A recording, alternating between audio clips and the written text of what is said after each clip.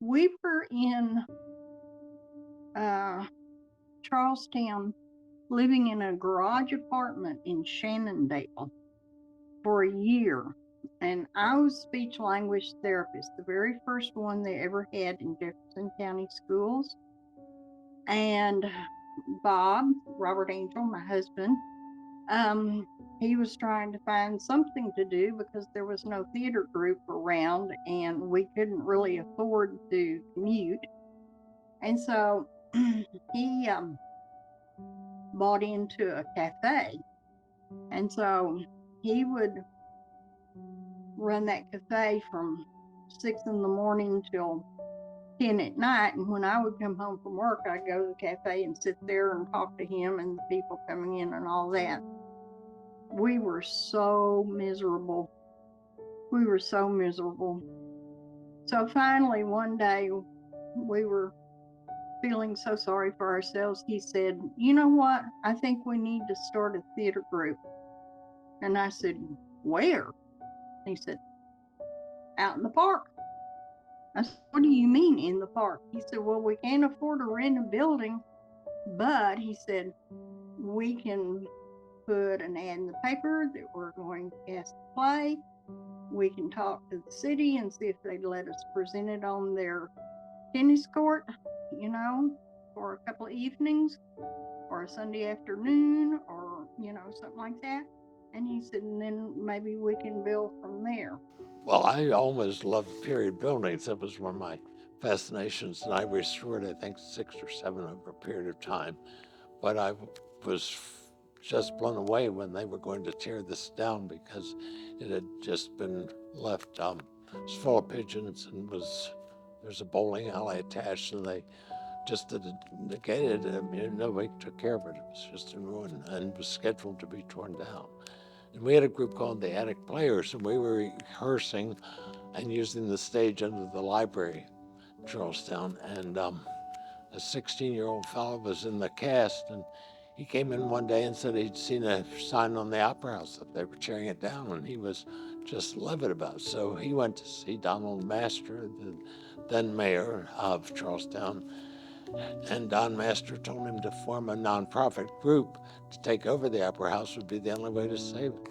So Steve told us that at rehearsal the next week in detail, and Barb Hooper and myself and a couple others formed a board and a group, and it took years to do it, but we ultimately saved the Opera House, and thank God. Someone mentioned that there was an old theater in Charlestown that they were trying, where they were thinking about rehabilitating. So we joined in, and this was in 1972, 73. So in what's now the Tommy James Workshop, Barbara Hooper set up a little desk. There were assignments. We all worked. I think there were a whole bunch of us. All I remember is tearing up old dried linoleum out of the bathrooms. It was a wonderful, exciting time because the whole town got interested. Uh, it was a different time. It was not as cynical as we may have today. There was chaos in the country itself, but there was still a spirit of everybody working together. And eventually we had the Job Corps replastering the ceilings, individuals, businesses, everybody donated furnishings, everything that was needed to get a show open. Well, in the meantime, we used what is now the green room and started doing plays there. So the interest was increasing in the theater. So in 76, it was My Fair Lady, and it was the event of the era. We had 40 people. We had people who'd not been on a stage before. And the day we opened, they were still nailing seats in this auditorium. I got involved at the very beginning, okay? Bob Angel, who used to have Angel's Wooden Indian, was the first one that was here, and I was dating a girl. So I knew Bob Angel. Bob talked to me about this. He said, "Do you know where Van Tall's florist is?" And I said, "Yeah, my aunt works out here." And he said, "Have you ever been in the back?" And I said, "Yeah, I've been back there to get Christmas flowers and everything else." I said, "There's a lot of pigeon junk here, and unfortunately, and everything, and the roof's gone, and everything is really, it looks bad. And he said, yeah, I know. But he said, I would like to reopen it again. And I said, okay, Bob, I'll help as much as I can. So I'm one of the ones who shovel pigeon doogie. Sorry. Yeah, but I don't know if I can use that term or not. Out of the orchestra pit and out of here. We had no chairs at that point. All the curtains that you see here now at the Opera House were ruined. I mean, everything was ruined. It really looked bad. I mean, it was a mess when we first started. And then I started to do some plays here. Okay, they did a play here at Wright Denny at first. I helped with that a little bit. They started doing plays over here, which is now the Art Center, which was that at that point a theater into itself. And then the first play that they ever did it here, I helped put some chairs down. When Bill and I were in our 50s, we decided to retire early, and we went from town to town in West Virginia and Pennsylvania. We'd go to a realtor and we'd say, do you have a theater group? And if they said yes, we stayed and looked at houses. If they said no, we left town. Well, when we got to Charlestown, we felt we had died and gone to heaven. A community theater is really a community project, and watching children grow up, I mean, there are so many things you can do with their kids when they're very little, and then as they grow up, they don't want you around that much, they don't want to hang out in the mall with you, but they will do community theater with you, and that was wonderful to observe. So we watched many families through the years. I know when I did Sound of Music in '89, my daughter was 6.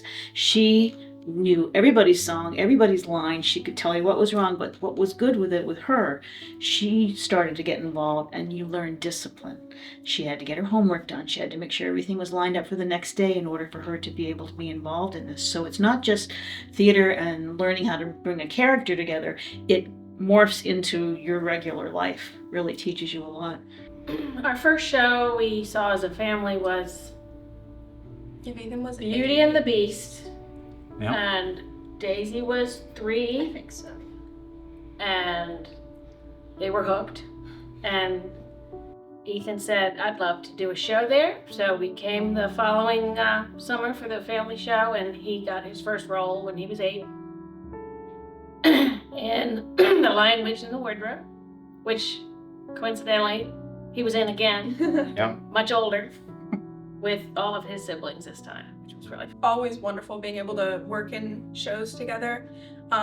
There have been times where we've all been in shows, a couple of us have been in shows, but usually if a couple of people get cast, the others are working behind the scenes, so we are still in the show together as a whole. And it's a lot of fun working with family. If we don't get all cast, the ones who are cast don't give up. We still do it anyway. It's not like just because this person didn't get cast, we're not going to do it. We try and include them, but if not, like the previous Lion, Witch, and the Wardrobe, Claire was not cast. Everyone else was, but we still went along with it, and she came and saw it. Yep. Yeah, we always make sure She to wasn't support available each other. You went on vacation or something. Yeah. Yeah, that was my Arizona trip. They were all 5 in one show, Alice in Back. Wonderland. and when Yeah. Claire was 14, and the rest of them 2015. were all cast members, and that was very fun. One of my favorite memories was working opposite Caroline in a show called Grey Gardens, and just getting to watch her come to life. She was fairly young, 8, 9 years old, I think, and playing a major role in this musical. And it was a small musical. There was only, I think, 7 or 8 of us in the cast. And so it was watching that development that was kind of fun and a great time for me. Yeah, I rarely get to be on stage with my dad. He's usually the one directing, and so anytime I can get to be on stage with him is so much fun. So we're commonly referred to as the Bramble Bunch. Right.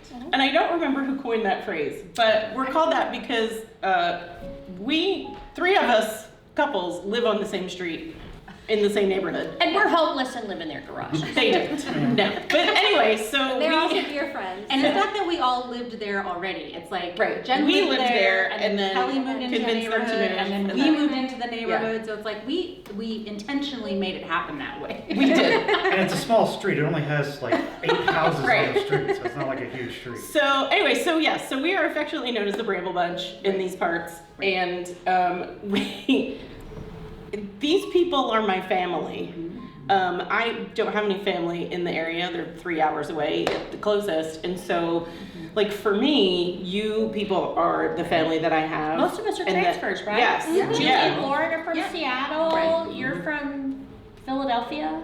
Area. Yes. And then we're from Kansas City. Yeah. And then you're from Hagerstown, which Yeah, is I'm from close, but Maryland. still. You're from here. Yeah. Right. Right.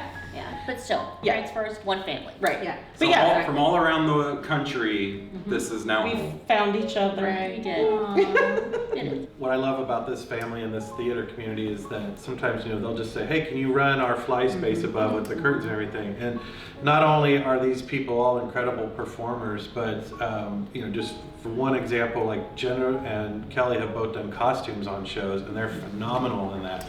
And we also tend to come and work on, helping take down the Work sets days, and strike. Painting. Who's done props? Yes. That's not Who's come and painted? Yeah. painting. Yes. We have Yes. directors. Yes. Stage Managers. manager. Who has written plays and won awards? Who has written plays and not won awards? Everyone else. The talent in this small Yeah. town is incredible. Yeah, It's it is incredible. mind-blowing. And they utilize everybody to their fullest extent. They've got singers and dancers and actors and prop makers. Set design, yeah. The Set set design is is Lee amazing. is Lee is awesome. master. Yeah. I went to school at WVU in Florida State for scene design.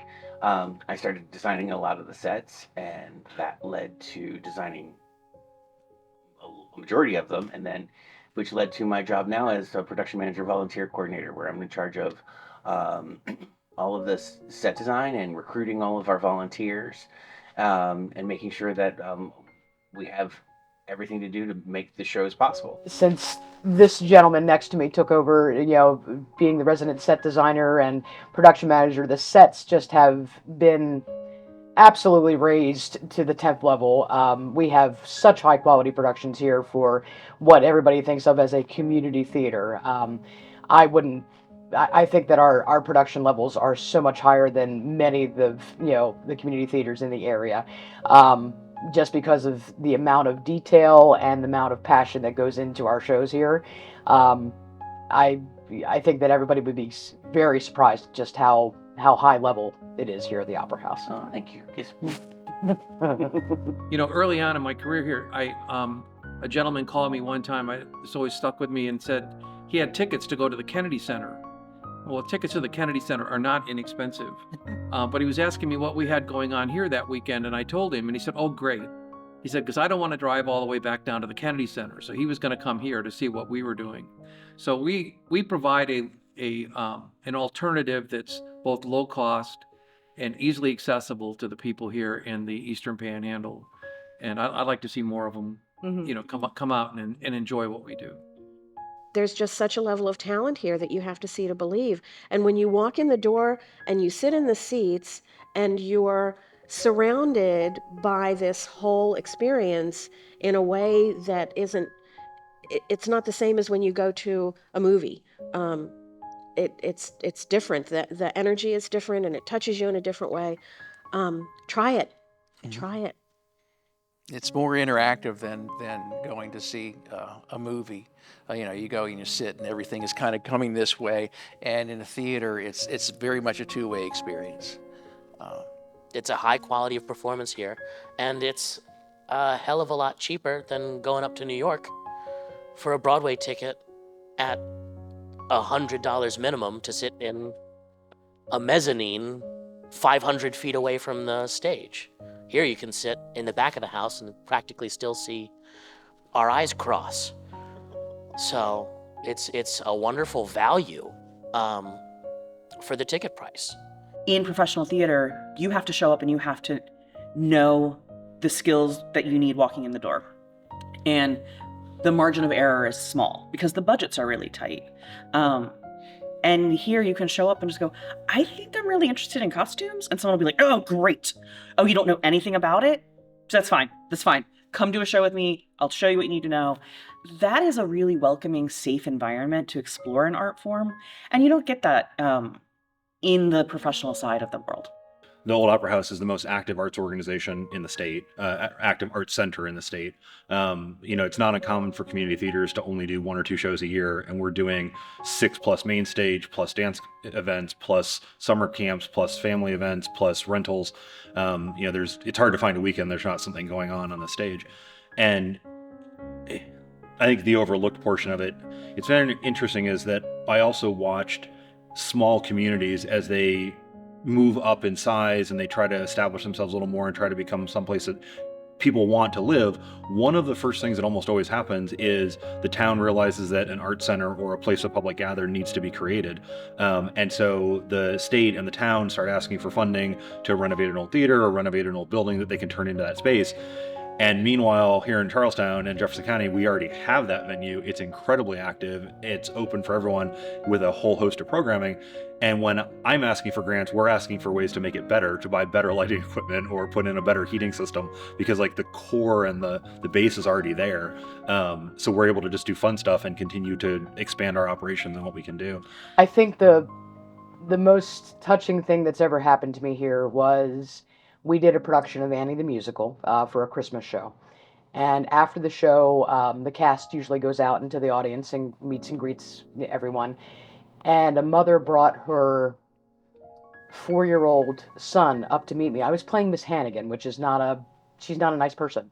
But her little son was blind, and he had nothing but just joy in his face talking to me and just saying how much he loved the show. And even blind, he followed the whole thing. He was able to give me the whole synopsis of the show, and just the joy in his face when he was talking about, how he felt about the show. And what really set it apart for me was looking over at his mother while he was talking, and just the look of pure joy on her face. And that's what's so great about the theater and how it touches people. And he couldn't see any of that, but he experienced it as fully as anybody else in the audience. And it's a memory I will never forget. From the first time I stepped into the theater, I fell in love with this place. I was hooked. I loved the people involved. They were fun to be around. I loved the whole process of a show from start to finish. I think I just loved everything about it. I just love the whole allure of the Old Opera House. It is large, but not too large. So it lends itself to bigger shows as well as more intimate shows as well. It is also one of our other hats, both of us. We are members of the Play Selection Committee, and we work very hard to make sure there is a balance of shows on a yearly basis. Some that are very established, well-known, as well as some that are newer and are cutting edge. And not a lot of community theaters do not do that. So that is one of the reasons that I keep coming back to the Old Opera House. It's one of the things that Steve says all the time is sit back, relax as we present whatever show we're doing, and that's what people should do, just relax and enjoy themselves, because that's what this place is. It's just a place to relax and enjoy who you are and what you have around you and this wonderful art. I feel that it brings a sense of to the community. It brings a sense of belonging, brings a sense that people can come here and be a part of something. And from our littlest dancers to our oldest patrons, everyone has a part in this building. And the fact that it's been here for so long, and people know that this building used to be a movie theater and it used to be all these different things, they know it's here and they know that they can come here, and they always have some type of memory this may sound a little corny, but I'd like to give a warm thank you to those people who in the 1970s saved this building and brought it back to life. The Opera House prior to about 1973 had been dormant for almost 30 years, and it was just a haven for pigeons and was so run down that it needed some excessive amount of work and volunteer labor to get it back in where it could be used again. And I think we're very fortunate, both as community members and as participants here at the Old Opera House, to have this facility. It's a charming, charming building. And those people in the early 70s really put in some sweat labor and some time to get it back into shape. And we owe them a great debt of gratitude. So a warm thank you to them. And to everyone that's come along in the last 50 years, happy anniversary, happy 50 years. And let's do all we can to make sure that the Opera House is here for another 50 years. Yeah. Cheers. Thank you for 50 years. Thank you for 50 years. Thank you for 50 years. Thank you for 50 years.